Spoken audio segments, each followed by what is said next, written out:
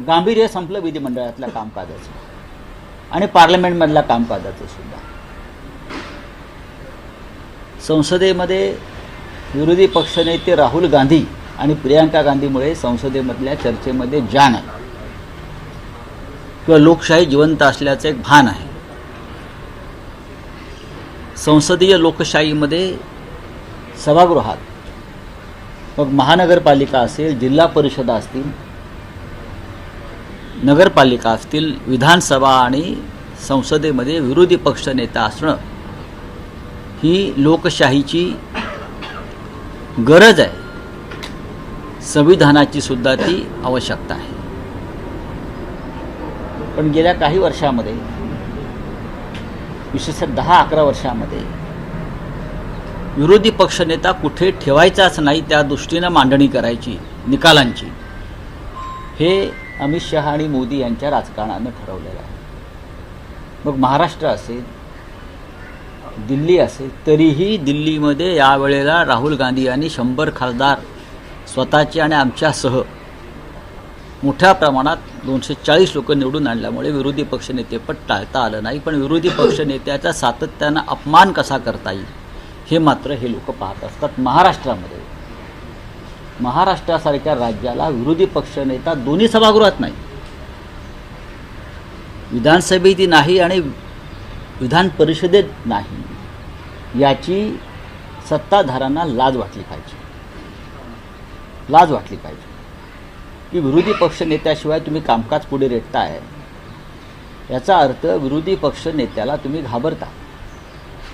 मग तो शिवसेनेचा असेल, काँग्रेसचा असेल किंवा राष्ट्रवादी काँग्रेस असेल, तुमची सायटी काढली जाते, तुम्हाला प्रश्न विचारले जातात, तुमच्या चुका दाखवल्या जातात. लोकशाहीमध्ये महत्त्वाचं साधन आहे. पण महाराष्ट्रात देवेंद्र फडणवीसांना आणि केंद्रामध्ये अमित शहा मोदी यांना लोकशाहीचे कोणते संकेत पाळायचे नाही. याआधीसुद्धा संख्याबळ कमी असताना महाराष्ट्रात विरोधी पक्षनेता दोन्ही सभागृहात नेमलेले आहेत. संसदेमध्ये भाजपचे सुद्धा अत्यंत कमी लोक असताना सुद्धा विरोधी पक्षनेता नेमलेला आहे. राहुल गांधी विरोधी पक्षनेता असल्यामुळे भारतीय जनता पक्षाचे जे धिंडवडे निघत आहेत त्याच्यामुळे अमित शहापासून सगळे हादरलेले आहेत. वंदे मातरमवरच्या चर्चेमध्ये आपण ते पाहिलं. वंदे मातरमवर चर्चा 150 वर्ष झाली म्हणून जी सुरू केली, त्याच्यामध्ये सगळ्यात बुरखे फाटले ते भारतीय जनता पक्ष आणि त्यांच्या बरोबरच्या ज्या संघटना आहेत, RSS सारख्या, त्यांचे बुरखे फाटले. आपण भारतीय स्वातंत्र्य लढ्यात कुठेच नव्हता, तुम्हाला वंदे मातरमचा पुकार करण्याचा अधिकार नाही. मला अशी मागणी आहे पुढल्या अधिवेशनात की महाराष्ट्रातसुद्धा जे आपलं राज्यगान आहे, जय जय महाराष्ट्र माझा, त्याच्यावर चर्चा. म्हणजे महाराष्ट्राच्या लढ्यात, मुंबईच्या लढ्यात, मराठी माणसाच्या लढ्यात कोण कोठे होतं आणि काय करत होतं हा सोक्षमोक्ष लागेल. महाराष्ट्राच्या लढ्यामध्ये गौतम अडाणी नव्हते. ज्या गौतम अडाणीसाठी मुंबई आणि महाराष्ट्र त्यांच्या पायाशी ठेवण्याचा प्रयत्न मिंदे आणि फडणवीस यांचं सरकार करत आहे. म्हणून चर्चा होऊ द्या जय महाराष्ट्रावर सुद्धा. तर वंदे मातरमवर झाली तर राज्यगान, जय महाराष्ट्रावर चर्चा होऊ द्या. म्हणजे महाराष्ट्र कोणाचा आणि महाराष्ट्रासाठी कोणी रक्त सांडलं, कोणी बलिदान केलं आणि आता हा महाराष्ट्र कसा ओरबडला जातोय, मुंबई कशी लुटली जाते, हे देशाला आणि राज्याला कळू द्या. त्यात काही चुकीचं असं मला वाटत नाही. भारतीय जनता पक्ष महाराष्ट्राच्या मुंबईच्या लढ्यात कुठेच नव्हता आणि आज ते आम्हाला अपयश शिकवत आहेत. त्यांचे मुंबईचे अध्यक्ष काय बोलत आहेत, रवींद्र चव्हाण काय बोलत आहेत. रवींद्र चव्हाण हे पूर्वाश्रमीचे शिवसैनिक आहेत, त्यांनी तरी थोडं जपून बोललं पाहिजे. महाराष्ट्राच्या प्रश्नावर, मराठी माणसाच्या प्रश्नावर सगळ्यांनी एकत्र आलं पाहिजे. सगळ्यांनी, सत्ताधारी पक्षातले जे मराठी अभिमानी लोक आहेत त्यांनीसुद्धा आमच्याबरोबर आलं पाहिजे. आपले पक्षीय मतभेद असतील, पण आज मुंबई तोडण्याचा प्रयत्न सुरू आहे, विदर्भ तोडण्याचा प्रयत्न सुरू आहे. या राज्याचे प्रमुख मंत्री, महसूल मंत्री चंद्रशेखर बावनकुळे जे कॅबिनेटचे महत्त्वाचे सदस्य आहेत ते सांगतात विदर्भ वेगळा करण्याचे आमचं काम सुरू आहे, आमचा अजेंडा आहे. आणि देवेंद्र फडणवीस त्यावर काम करत आहेत. त्याच्यावर मिंधे गटाचा स्वतःला शिवसेना म्हणून घेणारा एकही आमदार उसळून उठला नाही. याचा अर्थ हे अमित शहाचे मिंधे आहेत. तुमच्या कॅबिनेटमधला एक मंत्री महाराष्ट्रात तोडण्याची भाषा करतो आहे आणि तुम्ही स्वतःला शिवसैनिक म्हणवणारे बर्फाच्या लादीवर बसल्यासारखे बसून आत थंडगार लोळागोळा होऊन, याचा अर्थ तुम्ही अमित शहाच्या दबावाखाली आहेत आणि अमित शहाचा जो अजेंडा आहे मुंबई आणि विदर्भ तोडण्याचा, त्याला तुम्ही छुपा पाठिंबा देत आहे. हे स्पष्ट होत आहे.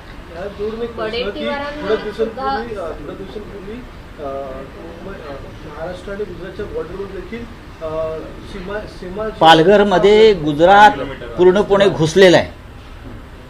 प्रत्येक ठिकाणी महाराष्ट्रावर आक्रमण होत आहे, अतिक्रमण होत आहे.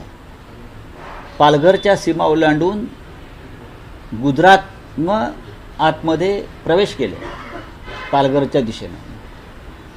ते अजून पुढे येतील, कारण सगळे ठेकेदार तिथे काम करणारे हे त्यांचे आहेत.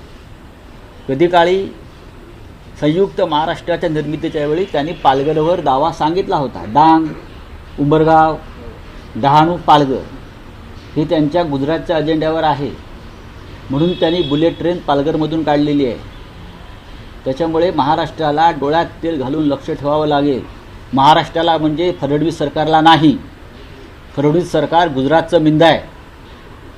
आम्हाला सगळ्यांना, आपल्याला सगळ्यांना. सर, आपण जर बघितलं विदर्भाच्या बाबतीत जे बावनकुळे बोलतायत त्याला वडेट्टीवार सुद्धा एक प्रकारे समर्थन देतात. आम्ही वडेट्टीवारने अजिबात या संदर्भात काँग्रेसच्या भूमिकेला फार महत्त्व देत नाही. यापूर्वीसुद्धा काँग्रेसचा आणि आमचा ह्याच्यावरती वाद झालेला आहे.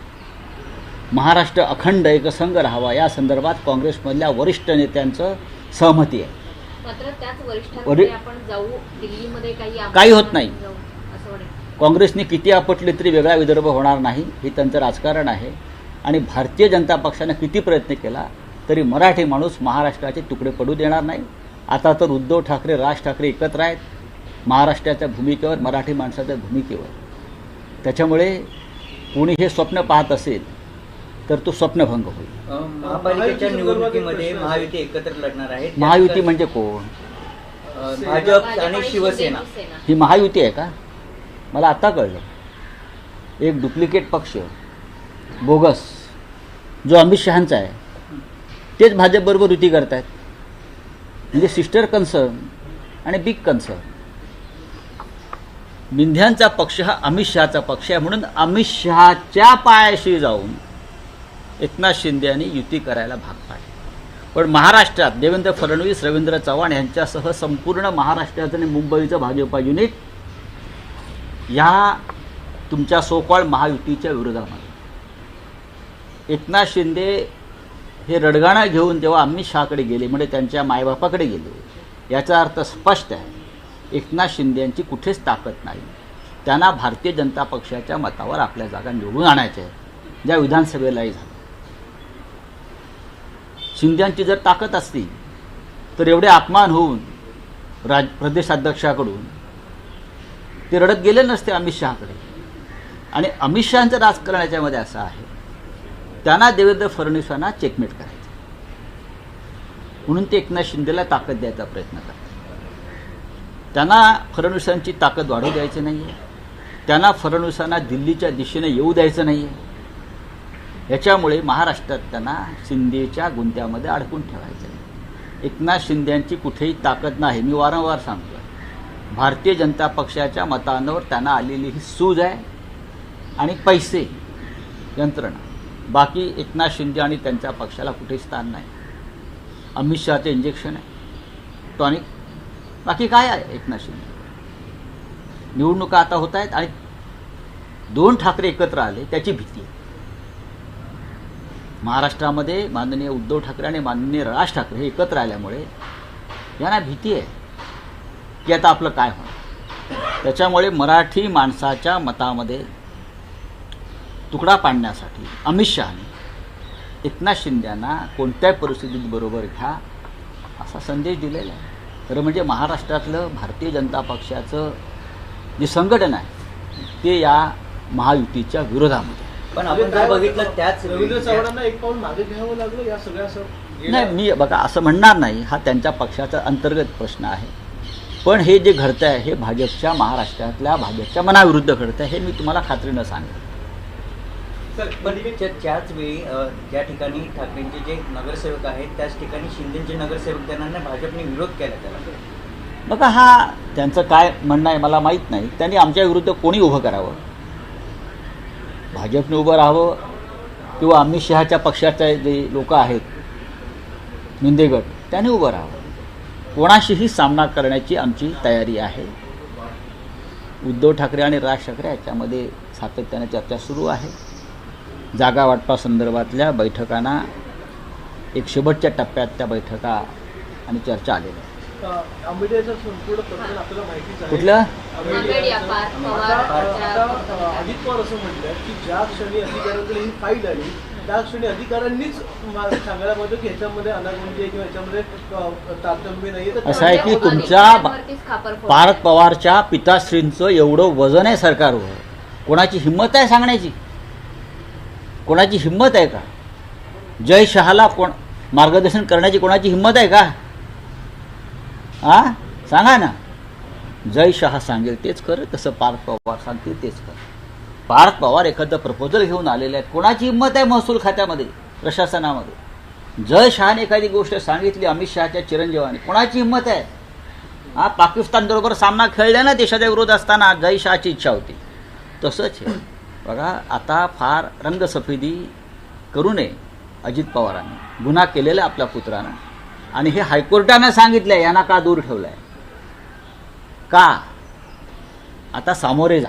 मात्र आता पार्थ पवारांनाच वाचवण्यासाठी एक वेगळी शक्कल म्हणा किंवा असे बघा, स्वतः अजित पवारांना वाचवलंय मोदींनी, प्रफुल्ल पटेलना वाचवलंय मोदींनी, सगळ्यांनाच वाचवलंय. मुद्रांक महानिरीक्षकांच्या विरोधात जर अपील करायचं असेल तर ते आता महसूल मंत्र्यांकडे करता येणार आहे.